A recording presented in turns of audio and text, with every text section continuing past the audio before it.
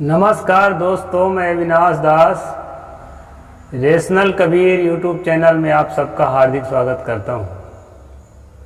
साथियों, यदि चैनल को सब्सक्राइब नहीं किए हैं तो सब्सक्राइब करें, शेयर करके अपने सभी साथियों तक पहुंचाएं, बेल आइकन को प्रेस करें, ऑल नोटिफिकेशन ऑन रखें ताकि हर नया अपडेट आपको मिल सके। लाइक और कमेंट जरूर करें दोस्तों। जैसा कि आप जानते हैं, इस चैनल का उद्देश्य किसी भी जाति, धर्म, संप्रदाय या व्यक्ति विशेष को आहत पहुंचाना नहीं है। इस चैनल का उद्देश्य है दोस्तों सत्य को जस का तस रखना, तर्कशील विचारों पर तर्क करना, वैज्ञानिक सोच को बढ़ावा देना और संवैधानिक दायरे में रहते हुए अपनी बात रखना। तो साथियों, काफ़ी दिन से मैं मनुस्मृति पर चर्चा करते आया हूँ। कल जो है 2-3 बातें आई थी। परदेश यदि कमाने जाता है पुरुष तो महिला जो है संयम साधना के साथ जो है उसके इंतजार में घर में रहे और इधर उधर चक्कर मकर मत करे। ये आर्टिकल था मनु का। इसके बाद था, यदि 1 वर्ष के बाद 1 वर्ष तक स्त्री अगर द्वेष कर रही है पुरुष से, तो पुरुष को चाहिए कि वो उससे संबंध ना बनाए। इस तरह से जो है बात थी। फिर एक बात, विशेष बात थी जिसको मैंने शीर्षक में लिखा था कि जो स्त्री किसी दुर्व्यसन में भूले हुए अथवा मतवाला पति के अनादर करे, यानी दुर्व्यसन, मांस मदिरा, मांस को तो दुर्व्यसन में नहीं लेते लोग, लेकिन कोई बात नहीं, मदिरा इत्यादि दुर्व्यसन में जो स्त्री, जो पुरुष जो है लीन है, ऐसी स्थिति में भी जो है पत्नी उसका निरादर ना करे, और यदि ऐसा करती है तो उसको वस्त्र आभूषण जब्त करके घर से निकाल दिया जाए पत्नी को। ये जो है मनु का 78 नंबर श्लोक में कल बताया था, 9वां अध्याय। अब हम लाइन से चलते हैं दोस्तों। कुछ मेरे बंधुओं को आपत्ति होती है, बात खटकती है, वो नफरत ना करें। उनसे निवेदन है कि पूरा का पूरा देखें। जहाँ पर मनु ने अच्छी बात बताई है, अच्छा कानून बनाया है, उसकी प्रशंसा भी इस चैनल में की गई है। ये चैनल किसी से नफरत करने वाला नहीं है, और जो कानून मानवता के अनुरूप नहीं है उसकी थोड़ी समीक्षा भी की गई है। तो हम ज्ञान वर्धन के हिसाब से पढ़ रहे हैं दोस्तों, इसलिए इसको पूरा शुरू से आखिरी तक पढ़ना है। अब मैं आगे चलता हूँ। आगे क्या कहते हैं? उन्मत्तम पतितम क्लीबम बीजम पाप रोगिणम न त्यागोस्ति दुसंत्यास्ता न चा दाया पर्वतनम। ये 69 नंबर श्लोक है मनुस्मृति अध्याय 9। यदि पागल, पतित, नपुंसक, वीर्यहीन या कुष्ठ आदि पाप रोगों से युक्त पति की सेवा स्त्री न करे तो उस स्त्री का आभूषण इत्यादि जब्त न किए जाए। इन्हीं सेवा करना जरूरी है। पागल है तो, पतित है मतलब मनोदशा, जिसकी घटिया मनोदशा का आदमी है, जो मलिन सोच रखता है, मन में कलुषित विचार रखता है, ऐसा आदमी है। अगर पति नपुंसक है, उसके मर्दाना शक्ति नहीं है, और जो है वीर्यहीन है, उसमें शक्ति नहीं है, यह कुष्ठ आदि रोगों से पीड़ित है, तो स्त्री सेवा ना करे तो उस स्त्री का आभूषण ना ले और उसे त्याग भी ना करे। उसको आभूषण लेके उसको त्याग नहीं करना है। यानी यहाँ पर जरूरत है हमें जहाँ ज़रूरत है कि यहाँ स्त्री हमारी मदद करे, सेवा करे, ऐसी जगह में अगर सेवा नहीं कर रही है तो वो भी किसी तरह उसको मना के रखना है। आज न कल करेगी, उसको ना भगाएं घर से और उसके आभूषण इत्यादि जो है जब्त ना करें। ऐसा यहाँ पर मनु जी कहते हैं।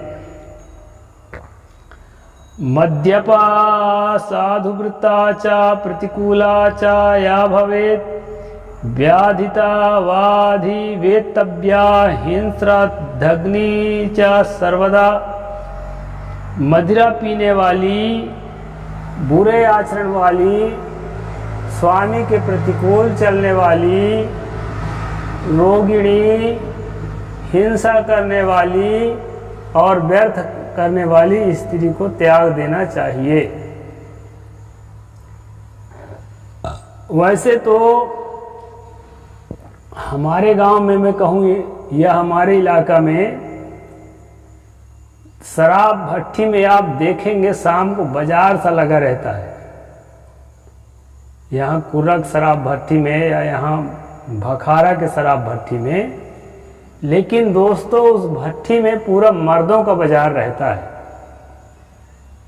उसके लिए जिसकी जरूरत है उसके लिए कोई कानून मनु ने नहीं बनाया,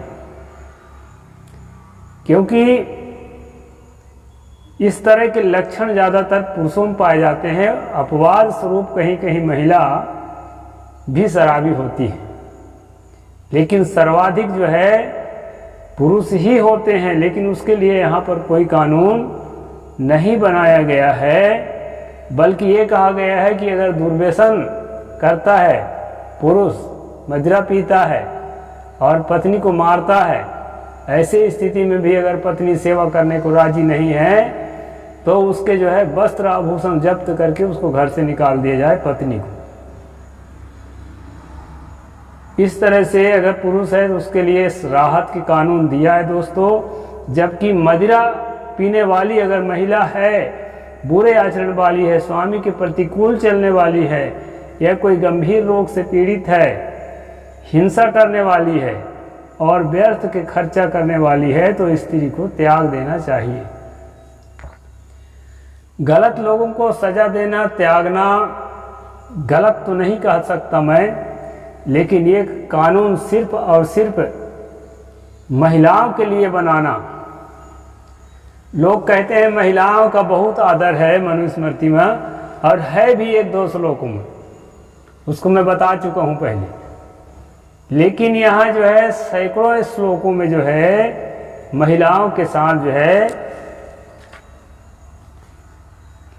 पक्षपाती का व्यवहार किया गया है, उनके हितों को इग्नोर किया गया है, उनके हितों के लिए प्रेरित किया गया है। तो यहाँ पर जो है ये बात बताई है दोस्तों। बंध्याष्टमे धिवेद्याब्दे दसमे तु मृत प्रजा एकादशी स्त्री जननी सद्य स्वा प्रियवादिनी। यदि स्त्री बंध्या अर्थात प्रथम रजो दर्शन के 7 वर्ष तक यदि संतान ना हो, तो 8वें वर्ष में मृतवत्सा संतान न जीते हों, तो 10वें वर्ष में केवल कन्या ही हो, तो 11वें वर्ष में अपुत्रिणी हो तो शीघ्र ही दूसरा ब्याह कर लेना चाहिए। पुरुष को दूसरा विवाह करने का जो नियम है, किन किन स्थितियों में उसको दूसरा विवाह करना है, यहाँ पर बताया है दोस्तों। स्त्री के लिए तो दूसरा विवाह नहीं लिखा है कहीं भी, और वैसे देहात में लोग फॉलो भी करते हैं, महिलाओं का दूसरा विवाह नहीं करते। लेकिन अगर जवान महिला है, किसी के साथ संबंध बना लेती है, किसी को जीवन साथी बना लेती है, तो गांव देहात में उसको बहुत ज़्यादा परेशान भी नहीं करते, खासकर बहुजनों में। सवर्णों में तो मुश्किल जाता है, लेकिन अब उसमें भी सुधार होने लगा है। यहाँ पर कहा है पुरुष को किस स्थिति में दूसरा विवाह करना चाहिए। यदि स्त्री बंध्या है अर्थात उसका जो प्राकृतिक मासिक धर्म है उसके शुरुआत से 7 वर्ष तक अगर संतान नहीं पैदा हुई, ऐसी स्थिति में स्त्री को त्यागने की बात नहीं है, लेकिन दूसरा विवाह किया जा सकता है। 8वें वर्ष में मृत वत्सा, 8 वर्ष में अगर उसका संतान पैदा हो के मर जाए तो ऐसी स्थिति में पुरुष को दूसरा विवाह करना चाहिए। 10वें वर्ष में केवल कन्या ही हो, यानी केवल कन्या ही पैदा हुई हो, 10 वर्ष गुजार दिए शादी का लेकिन केवल कन्या ही हो तो दूसरा विवाह करना जरूरी है। 11वें वर्ष में अपुत्रिणी हो तो शीघ्र ही दूसरा विवाह करना चाहिए। यदि 11 वर्ष बीत जाए तब तो निश्चित रूप से दूसरा विवाह करना ही चाहिए। या रोगिणी स्यातु हिता संपन्ना चैव शीतला सानुज्ञाप्या विधेतव्यज्ञा नामानज्ञा न कहिचित। जो शीलवती और रोगिणी स्त्री अपने पति में प्रेम रखती हो तो ऐसी स्त्री का पति उस स्त्री से आज्ञा लेकर अपना दूसरा विवाह करे और कभी भी उस स्त्री का अपमान ना करे। अब यहाँ पर ठीक बात लिखा है, ठीक बात का हम सम्मान करते हैं कि जो शीलवती है मतलब चरित्रवान स्त्री है और किसी कारणवश जो है संतान उत्पन्न करने में सक्षम नहीं है और पति से प्रेम रखती है, ऐसी स्त्री का पति उस पत्नी के आज्ञा लेकर ही दूसरा विवाह करे, यानी उससे सलाह लेकर के करे, बिना सलाह जो है न करे और ऐसी स्त्री का अपमान न करे। इस प्रकार से दोस्तों यहाँ पर हमने देखा 2 तरह की बात। प्रायः मनुस्मृति में मैं कई बार बता भी चुका हूँ कि 2 तरह की बात पाई जाती है। एक बात जो है मनुस्मृति के पक्ष रखने वालों के लिए और एक बात जो है मनुस्मृति के विपक्ष रखने वालों को, दोनों को जो है इसमें मसाला मिलता है। यहाँ पर ठीक ठाक स्त्री जो है शीलवती है और किसी कारणवश बच्चा नहीं पैदा कर पा रही है, पति के अनुकूल है, उसके बातों को मानती है, उससे प्रेम रखती है, ऐसी स्थिति में अगर दूसरी शादी करना हो तो पत्नी को दुखी न करके उससे सलाह लेकर शादी करे। ऐसा जो है इनमें महिलाओं को राहत देने वाली बात इसमें कही गई है। आगे कहते हैं अधिविन्ना तु या नारी निर्गच्छे दुहिता गृहात् सा सद्यः सन्निरोगवध्या त्याज्या वा कुल सन्निधौ।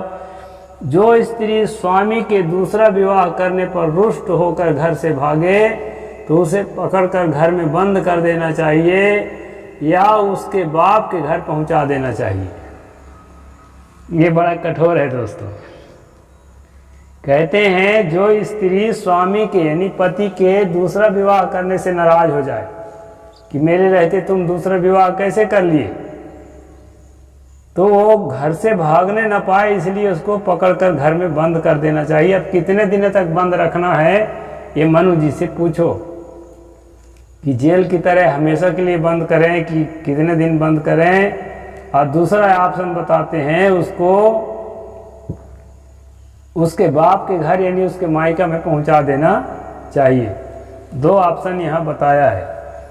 साथियों अभी हम मनुस्मृति का अध्ययन कर रहे हैं, श्लोक नंबर जो है 83 9वां अध्याय का। यहाँ पर हम लोगों ने कुछ बातें समझा है कि कुल मिलाकर के महिलाओं के संबंध में ये अध्याय ज़्यादा चर्चा करता है। अब इसमें महिलाओं को कहीं थोड़ी सी राहत दी गई है, बाकी इसमें सारे आर्टिकल्स जो है महिला के विरोधी है। अब महिला कोई भेड़ बकरी तो नहीं है कि उसके नहीं है माना दूसरा विवाह कर ही लिए हो तो उसको जाती है तो जाने दो, उसको पकड़ करके बंद करना, ये तो भेड़ बकरियों जैसा व्यवहार हो गया। फिर कहते हैं कि उसके बाप के यहाँ पहुँचा दो ज़्यादा होए तो ये जो है ना, ये अच्छा चरित्र तो नहीं माना जा सकता, क्योंकि स्त्री भी मनुष्य है, उसके साथ मनुष्यवत व्यवहार हमें करना चाहिए। जो व्यक्ति नारी का सम्मान नहीं करता, जो व्यक्ति अपने बहन बेटी का सम्मान नहीं करता, अपने बहन बेटी, सबके बहन बेटी का सम्मान नहीं करता, उनकी बुराई चाहता है और उनको नुकसान पहुंचाना चाहता है, तो उनमें केवल जो है अवगुण ही अवगुण देखता है। तो ऐसी स्थिति में उस मनुष्य को मनुष्य भी कैसे कहा जाए, चाहे वो मनु हो अथवा कोई भी हो।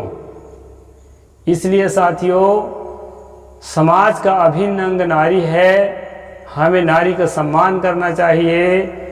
मैं नारी सम्मान में ही इस अध्याय को विधिवत, जबकि देखने वालों की संख्या घट गई है, आप लोगों से एक और निवेदन करता हूं कि अधिक से अधिक शेयर करके देखने वालों तक पहुंचाएं, अपने मित्रों तक, ताकि चैनल को जीवित रखा जा सके। साथियों, अभी चैनल की स्थिति ठीक नहीं है, रोचक प्रसंग नहीं होने के कारण हर प्रसंग रोचक हो ये जरूरी नहीं है।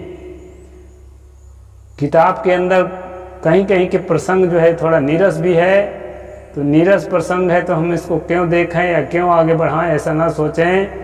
हमको विधिवत पूरे किताब को अच्छी तरह समझना है, इसलिए जो है पूरे किताब को विधिवत चलाना है, नीरस रहे या सरस रहे।